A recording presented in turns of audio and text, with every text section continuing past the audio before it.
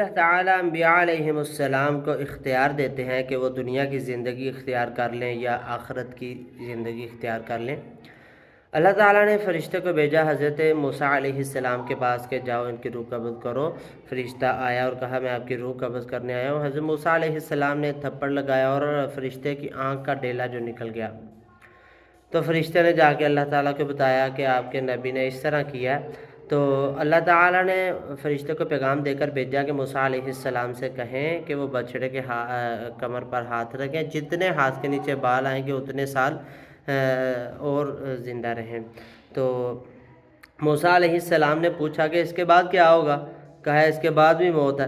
تو پھر کہا پھر ابھی روح قبض کر لو۔ تو اللہ تعالیٰ نے انبیاء علیہ السلام کو اختیار دیتے ہیں کہ وہ دنیا کی زندگی اختیار کریں یا آخرت کی۔ تو موسیٰ علیہ السلام نے آخرت کی زندگی اختیار کیا، اللہ تعالیٰ سے ملاقات کو پسند فرمایا۔ اسی طرح نبی کریم صلی اللہ علیہ وسلم حضرت عائشہ صدیقہ رضی اللہ تعالیٰ عنہا کی گود میں سر رکھ کر لیٹے تھے، آخری وقت تھا۔